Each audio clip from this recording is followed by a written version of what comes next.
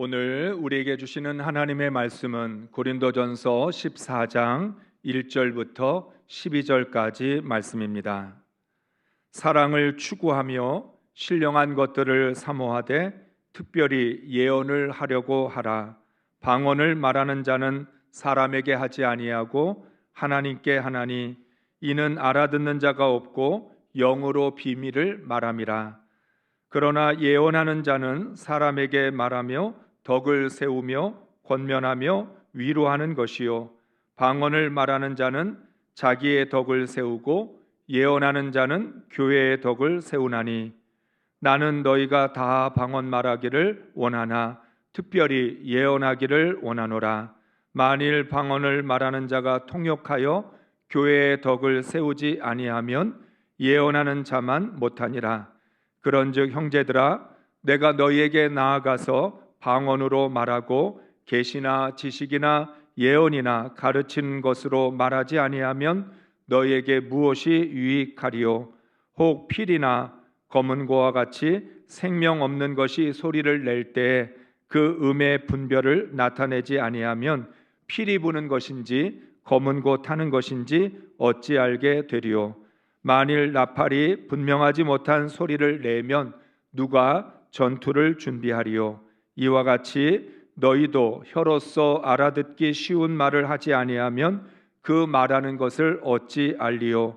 이는 허공에다 말하는 것이라. 이같이 세상에 소리의 종류가 많으나 뜻없는 소리는 없나니 그러므로 내가 그 소리의 뜻을 알지 못하면 내가 말하는 자에게 외국인이 되고 말하는 자도 내게 외국인이 되리니 그러므로 너희도 영적인 것을 사모하는 자인즉 교회의 덕을 세우기 위하여 그것이 풍성하기를 구하라. 아멘. 할렐루야. 한 주간 동안 하나님의 은혜로 신앙과 인격이 성장하셨습니까? 엠마오로 내려가던 제자들처럼 영적인 눈이 밝아져 하나님의 말씀을 온전히 깨닫는 영적 사건이 있으셨습니까? 사람은 결코 한 번에 완성되지 않습니다. 평생에 걸쳐 지속적인 변화가 일어나야 온전히 변화됩니다. 우리가 예수님을 믿고 구원받은 것으로 끝나지 않는 이유입니다. 구원받은 순간부터 하나님 나라 갈 때까지 지속적인 변화와 성장이 일어나야 구원이 완성됩니다. 따라서 신앙생활이란 구원으로부터 시작된 우리의 믿음이 하나님 나라 갈 때까지 계속해서 성장하고 성숙해서 온전해지는 과정이라고 말할 수 있습니다. 그러므로 바울의 고백처럼 이미 얻었다 함도 아니고 온전히 이루었다 함도 아닌 상태에서 부름의 상을 위하여 달려가야 합니다. 사랑하는 성도 여러분, 지난주의 말씀을 다시 떠올려 보겠습니다. 신앙이란 복음의 일부가 아니라 우리 삶의 전부가 되어야 합니다. 하나님께서는 하나님이 사랑하시는 아들 예수 그리스도를 우리에게 주셨습니다. 하나님의 전부를 주신 겁니다. 그래서 하나님도 우리에게 너의 삶의 전부를 달라고 말씀합니다. 그런데 우리는 신앙생활을 하면서 하나님께 전부를 드리지 않고 내 삶의 일부만을 드리려고 합니다. 시간도 물질도 에너지도 하나님께 일부만 드리려고 합니다. 하나님은 우리에게 전부를 주셨는데 우리는 하나님께 일부만을 드리면서 신앙생활을 하고 있는 거죠. 그래서 우리가 하나님의 뜻을 거울 보는 것처럼 희미하게 볼 수밖에 없는 것입니다. 우리가 정말 하나님의 뜻을 알고 싶다면 나의 전부를 주님께 드려야 합니다. 그래야만 하나님의 뜻이 온전히 깨달아지기 시작하고 왜 하나님이 나에게 예수 그리스도를 주셨는지, 왜 내게 생명을 주셨는지를 깨닫게 되는 것이죠. 그래야만 우리의 신앙이 어린아이에서부터 장성한 사람으로 성장하고 성숙해 갈 수 있습니다.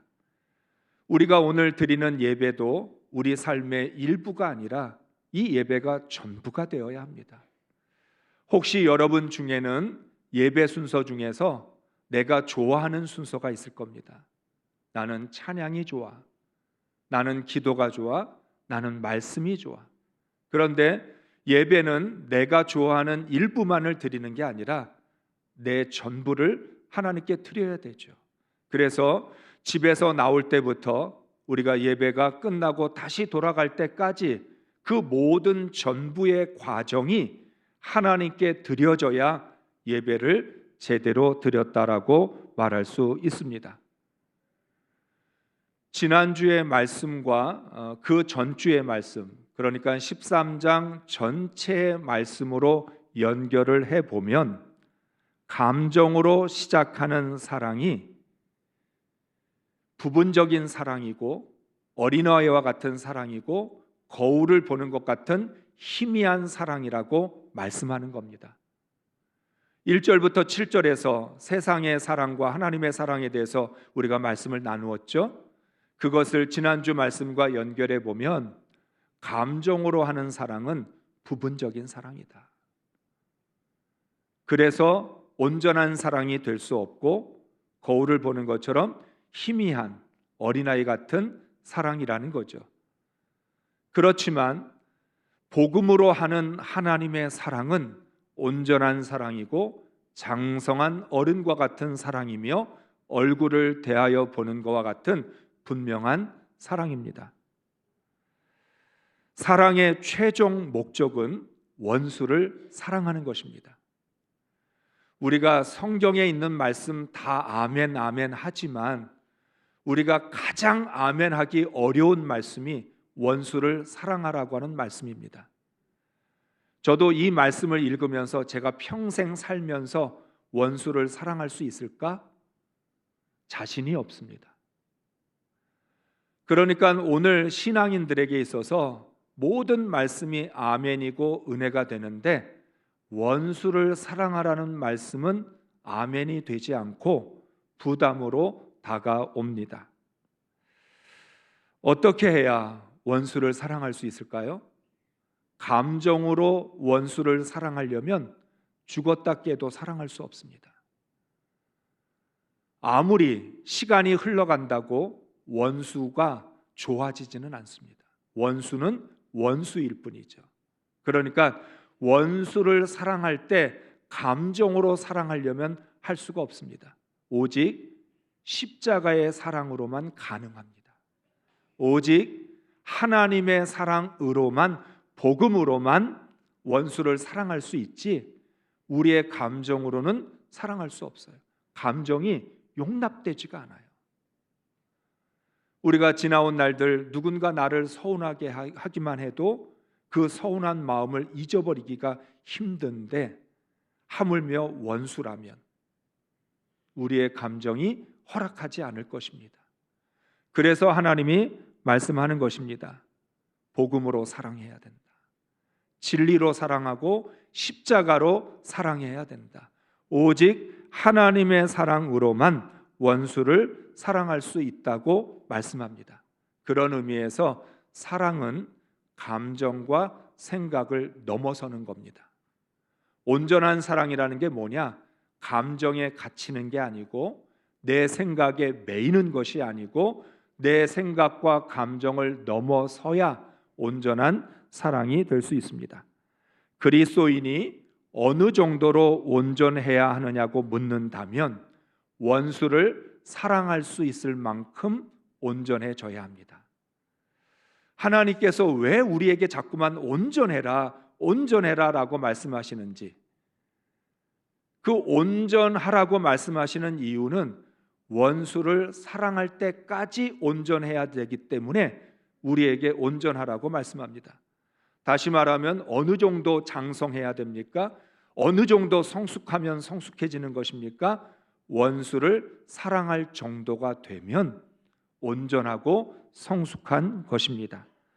따라서 우리는 하나님 앞에 서는 그날까지 끊임없이 배우고 성장하며 온전해져야 합니다. 그런데 우리의 성숙과 온전을 방해하는 적이 있습니다. 바로 교만입니다. 교만이라는 것은 우리를 온전하게 하지 못하게 만듭니다. 겸손해야만 온전할 수 있고 성숙할 수 있습니다. 우리 모두 온전한 그리스도인으로 성숙해질 수 있기를 주의 이름으로 축복합니다. 바울은 14장으로 넘어오면서 끝난 줄 알았던 은사에 대한 말씀을 다시 시작합니다. 오늘 우리가 14장 1절부터 12절까지 읽었는데 방언의 은사와 예언의 은사에 대해서 말씀합니다. 12절까지가 아니라 14장 전체 마지막까지 계속해서 말씀하시는 게 바로 방언의 은사, 예언의 은사입니다. 13장의 마지막, 그 중에 제일은 사랑이라, 최고의 은사가 사랑이라고 말씀하셨으니 이 은사에 대한 말씀은 결론이 내려진 것 같은데 왜 바울은 14장에 와서 다시 은사에 대한 말씀을 시작할까요? 오늘 1절은 그렇게 말하고 있죠. 신령한 것들을 사모하되 특별히 예언을 하려고 하라. 13장 13절에서 그 중에 제일은 사랑이라고 말씀이 끝났으니까 굳이 말하려면 너희가 더 서로 사랑하기 위해 힘을 써라. 그게 14장 1절의 말씀으로 적합할 것 같은데 바울은 사랑에 대해서는 사랑을 추구하되 이 한마디밖에 말하지 않습니다. 그러니까 14장에서는 사랑이라는 단어를 시작할 때 한 번 외에는 찾아볼 수가 없습니다. 나머지는 온통 예언과 방언의 은사에 대한 말씀만 하고 있습니다. 도대체 바울의 의도가 무엇인지를 알 수가 없습니다. 14장에 넘어와서까지 은사에 대한 말씀을 또 해야 될지 이거 알 수가 없는 거죠. 그런데 이것은 바울 때문이 아닙니다. 고린도 성도들이 13장에서 사랑에 대한 말씀을 듣고 온전한 사람이 되어야 된다라는 말씀을 들은 후에 고린도 성도들의 피드백, 반응이 무엇이었냐면 그러면 은사는 중요하지 않냐? 사랑만 있으면 다 되는 거냐?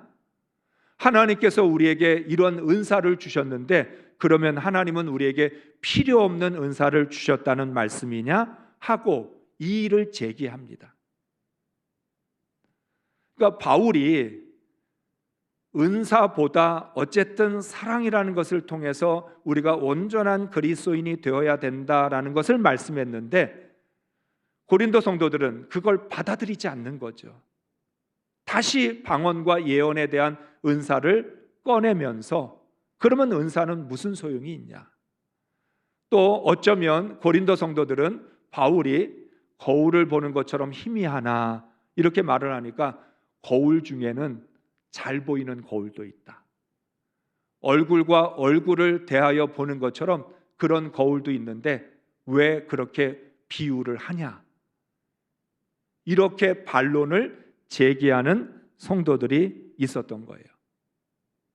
다시 말하면 바울이 신앙의 온전함, 복음의 온전함에 대해서 말씀을 하니까 고린도 성도들은 그 복음의 한 조각, 방언과 예언의 은사라는 조각을 들고 나와서 이건 뭐냐라고 바울에게 묻는 거죠. 사랑하는 성도 여러분, 우리 안에는 청개구리가 살고 있습니다. 여러분 동의하시나요? 우리 안에는 청개구리가 살아요. 죄인의 본성이 뭐냐? 왜 우리를 자꾸만 죄인이라고 말하는 거냐? 아주 간단하게 말하면 이기심과 청개구리 같은 심보 때문입니다. 사람은 자기밖에 몰라요. 결국 기승전결 마지막에 가면 나예요. 내가 제일 중요하고 내가 제일 좋은 거예요. 나를 사랑하지 다른 사람 사랑하는 게 쉽지가 않아요. 여러분, 우리가 나이가 들어가면 몸이 쪼그라든다고 얘기합니다. 그리고 요즘 거북목에 대해서 이야기하는데 몸이 자꾸 들죠. 몸이 자꾸 안으로 굽어집니다. 저는 왜 우리가 이렇게 몸이 안으로만 굽어질까? 점점 나밖에 모르니까. 마음이 바깥으로 향하지를 않고 내 안으로만 향하니까. 사랑도 돈도 모든 게 다 안으로만 들어가요. 그래서 말합니다. 몸을 펴라. 몸이 펴져야 되는데 안 펴져요.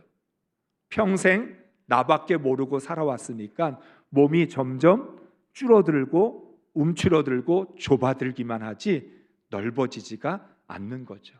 또 하나, 청개구리 같은 심보.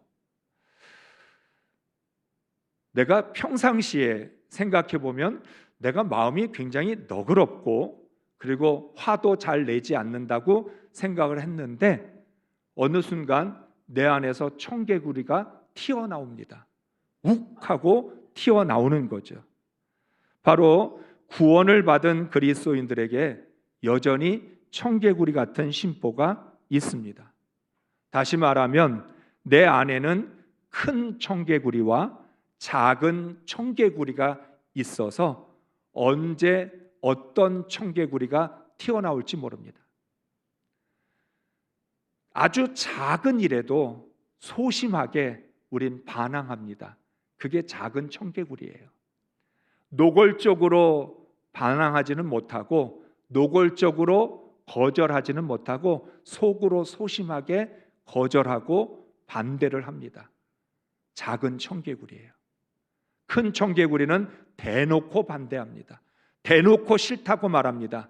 분명히 이것이 나를 위해서 좋은 말씀인데 이게 하나님이 주시는 은혜인데도 우리는 하나님께도 대놓고 청개구리처럼 반대하고 거절을 합니다. 바로 고린도 성도들의 마음속에 이런 청개구리가 살고 있었습니다. 바울이 부분을 말하면 성도들은 전체를 말하고 바울이 전체를 말하면 성도들은 부분을 말합니다. 제가 목회를 하면서도 참 많이 느낍니다. 복음에 대한 전체적인 그림을 말씀을 드리면 목사님, 그러면 이 작은 건 뭐예요? 라고 따집니다. 제가 작은 부분적인 것에 대해서 말씀을 드리면 그럼 목사님 전체는 뭐예요? 라고 말을 하는 거죠. 고린도 성도들은 이런 청개구리 심보 때문에 부분과 온전함, 어린아이와 장성한 사람, 거울을 보는 것과 얼굴을 보는 것의 차이를 전혀 깨닫지 못합니다. 우리 안에는 하나님의 말씀과 반대로 행동하는 청개구리가 있어서 하나님의 말씀을 온전히 알지 못하는 것입니다. 이스라엘 백성들은 광야에서 청개구리 심보가 무엇인지를 우리에게 잘 보여주었습니다. 이스라엘 백성들이 물이 없어서 불평하니까 하나님이 물을 주셨습니다. 그랬더니 이번에는 먹을 게 없다는 겁니다. 먹을 게 없다고 해서 만나를 내려주었더니 이번에는 고기가 없다는 거예요. 청개구리죠. 하나님이 주신 것에 대해서 감사하기보다는 끊임없이 불평거리를 찾아서 없는 것 가지고 하나님이 주신 것은 생각도 안 하고 하나님 나 이거 없어요. 저거 없어요. 계속해서 자신에게 없는 것만을 들어서 하나님께 불신앙과 불순종으로 대항하는 거죠. 이스라엘은 불신앙과 불순종이라는 청개구리 심보 때문에 40년을 방황해야 했습니다. 40년이면 충분한 시간인 줄 알았는데 약속의 땅에 들어가서도 청개구리 마음을 버리지 못해서 결국 멸망할 수밖에 없었습니다. 구원받은 그리스도인도 청개구리 심보를 버리지 못하면 구원을 이루어갈 수 없습니다. 우리가 하나님이 주신 그 은혜의 구원을 완성해 가는데 가장 커다란 두 가지 적이 바로 내 안에 있는 이기심과 청개구리입니다. 이 두 가지를 버리지 못하면 우리는 계속해서 어린아이처럼 부분적인 것만 가지고 내가 좋아하고 내가 원하는 것에만 매달려서 신앙생활을 하게 될 것입니다. 바울은 이런 고린도 성도들의 특성을 잘 알았습니다. 그래서 바울은 고린도 전서의 말씀을 통해서 나무에서 숲으로, 숲에서 나무로 옮겨가면서 복음의 본질이 무엇인지를 가르쳐 주었습니다. 복음의 숲과 나무를 모두 다 이해할 수 있도록 말씀을 전했습니다. 그런데 고린도 성도들은 그 말씀을 받아들이지 않고 자기 주장만 앵무새처럼 반복하고 있는 것입니다. 바울이 13장에서 온전히 알리라, 너희의 신앙이 부분적인 신앙이 아니라 온전히 아는 신앙, 어린아이와 같은 신앙이 아니라 장성한 사람의 신앙, 거울을 보는 것처럼 희미한 신앙이 아니라 얼굴을 대하여 보는 것 같은 온전한 신앙이 되어야 된다 말씀을 했는데, 그 말씀을 듣고 아멘 하는 것이 아니라 14장에 넘어오서는 방언은 뭐냐, 그러면 예언의 은사는 어떻게 되느냐라고 말하고 있는 것입니다. 그런 의미에서 우리는 14장의 말씀을 읽으면서 이 말씀을 단순히 방언의 은사와 예언의 은사에 관련된 말씀이라고 축소를 시키면 이 말씀의 뜻을 오해하게 됩니다. 오늘 본문은 단순히 방언의 은사와 예언의 은사를 비교해서 어떤 은사가 더 나으냐, 어떤 은사가 더 좋냐를 말씀하고 있는 것이 아닙니다. 물론 오늘 바울은 고린도 성도들에게 말합니다. 방언을 말하는 건 좋지만 방언보다 예언이 더 유익하다. 방언은 자기에게 덕이 됐지만 예언은 교회의 덕이 되니까 예언을 하는 일에 힘쓰라고 말합니다. 그럼에도 불구하고 바울은 지금 은사를 판단하는 것이 아닙니다. 하나님이 주시는 은사에 대해서 어떤 은사가 더 우월한지를 말하는 것이 아닙니다. 도리어 은사의 목적이 무엇이냐, 하나님이 우리에게 왜 은사를 주셨느냐라고 하는 것에 대해서 말씀합니다. 다르게 말하면 고린도 성도들이 나무만 보면서 은사의 우월성으로 다툰다면 바울은 예언과 방언이라는 나무를 통해 은사의 목적이라는 숲을 보게 합니다. 고린도 성도들은 계속 방언과 예언의 은사라는 나무만 가지고 다툽니다. 뭐가 더 좋냐, 뭐가 더 잘났냐. 바울은 그거 나무만 보지 말고 하나님이 우리에게 왜 은사를 주셨는지 은사의 숲 전체를 보라고 말씀합니다. 3절에서 바울은 말을 합니다. 그러나 예언하는 자는 사람에게 말하며 덕을 세우며 권면하며 위로하는 것이요. 여러분, 이 말씀도 예언의 은사에 대한 말씀으로만 받아들이면 안 됩니다. 물론 예언하는 자는 사람에게 말하여 덕을 세우며 권면하며 위로하는 것이다 라고 말씀했습니다. 오늘 여기에서 우리 개역 개정에는 덕을 세우며 권면하며 위로하는 것, 그래서 마치 동사처럼 말씀하고 있지만 헬라어 원어의 뜻은 명사입니다. 덕, 권면, 위로. 예언이라는 건 뭐냐? 덕과 권면과 위로를 말하는 것이 예언이다. 우리가 알고 있는 예언, 앞일을 말하는 게 예언이 아니고 하나님이 주신 말씀으로 덕과 권면과 위로를 주는 것이 예언이라고 말씀합니다. 다시 말하면 예언은 덕과 권면과 위로를 말함으로 말미암아 성도들을 온전하게 세우고 교회를 세우는 것이라는 겁니다. 이것은 예언의 목적일 뿐만 아니라 은사의 목적이기도 합니다. 더 나아가 신앙의 목적이기도 합니다. 우리가 왜 예수를 믿냐? 주님의 몸된 교회를 세우고 하나님의 나라를 세우고 성도들 한 사람 한 사람을 온전함으로 세우기 위해서, 그걸 위해서 하나님 은사도 주시고 사랑도 주시고 믿음도 주셨다는 거죠. 덕을 세우며라는 말의 원어의 뜻은 건물을 세운다는 뜻입니다. 권면하며라는 단어는 원래의 뜻은 법적으로 어려움을 겪고 있는 사람들을 옆에서 변호하며 도와준다는 뜻입니다. 우리가 잘 알고 있는 보혜사라는 단어와 같은 어원을 갖고 있습니다. 위로하다라는 말도 권면하다라고 하는 말과 같은 의미를 갖고 있습니다. 따라서 권면하며 위로하는 것이요라는 말씀은 낙담하고 슬픔에 잠긴 사람들을 격려하여 일으켜 세우는 것을 의미합니다. 결국 덕을 세우며 권면하며 위로하는 것이요라는 말씀은 예언의 목적일 뿐만 아니라 은사와 사랑의 목적이고 신앙의 목적입니다. 그런데 우리가 이것을 단순히 예언에 대한 말씀으로만 이해하면 우리는 숲을 보지 못하는 겁니다. 바울은 고린도 성도들이 주장하고 있는 방언의 은사, 예언의 은사, 이걸 가지고 하나님이 왜 그런 은사를 주셨느냐라는 것을 말씀하고 있는 것입니다.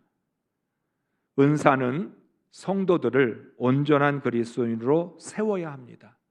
덕과 권면과 위로를 통해서 성도들 한 사람 한 사람을 세우고 교회를 세워야 합니다. 그 점에서 은사와 사랑은 결코 다르지 않습니다. 고린도 성도들은 13장의 말씀을 들으면서 은사와 사랑은 다르다라는 생각을 했을지 모릅니다. 그런데 바울은 12장에서 은사, 13장에서 사랑에 대해서 말씀하고 14장에 와서 은사와 사랑은 다른 것이 아니다. 하나님께서 우리에게 은사를 주시고 사랑을 주신 이유는 결국 우리의 믿음을 세우고 교회를 세우고 성도들 한 사람 한 사람을 세우기 위한 것이라고 말씀하고 있습니다. 오늘 4절과 5절의 말씀을 메시지 성경으로 한번 읽어보면 도움이 됩니다. 우리 함께 같이 읽겠습니다. 자기만 아는 기도의 언어로 기도하는 사람은 거기서 많은 것을 얻겠지만 하나님의 진리를 누구나 알아들 수 있는 말로 선포하는 사람은 온 교회를 성숙시키고 튼튼하게 합니다. 나는 여러분 모두가 기도로 하나님과의 사귐을 발전시키기를 바랍니다. 하지만 거기서 멈추지는 마십시오. 다른 사람들을 찾아가서 하나님의 분명한 진리를 선포하십시오.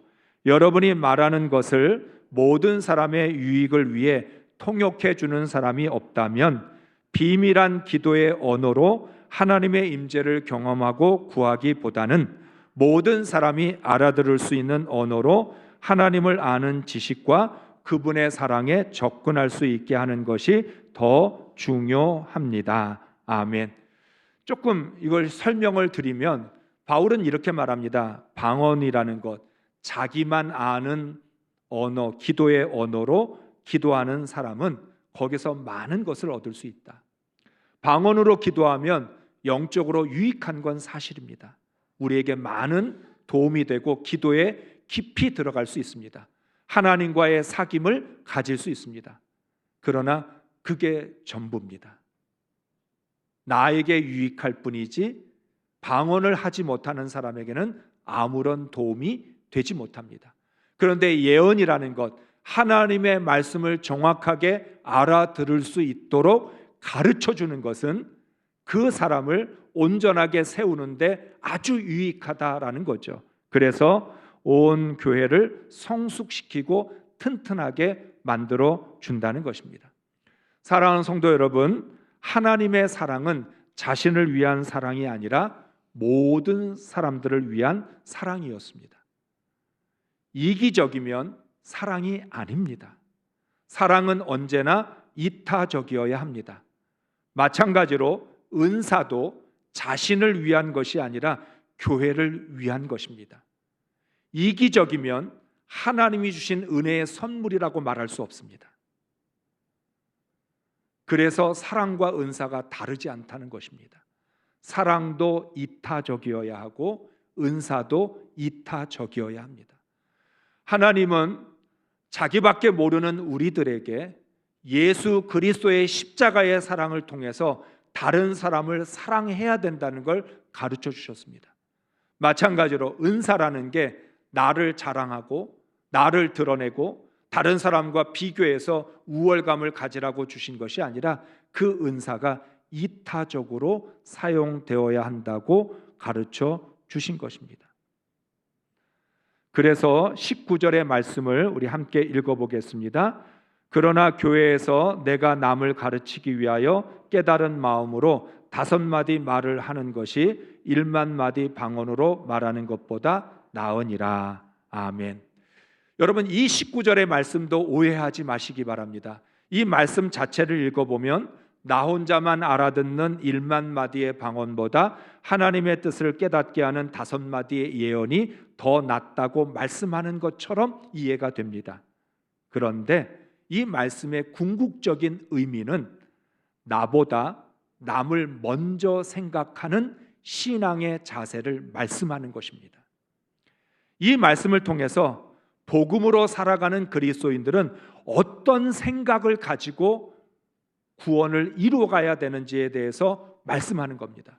예언이 더 낫다라고 하는 게 아니라 어떤 은사이든 그 은사가 나 자신을 위해서가 아니라 다른 사람들을 위해서 사용되어져야 된다는 것을 말씀하고 있는 것입니다.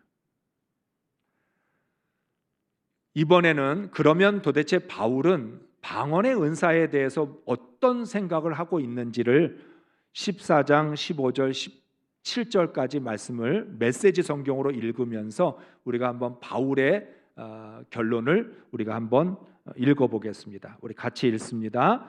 그러면 무엇이 해결책이겠습니까? 답은 너무나 간단합니다. 둘 다 하십시오.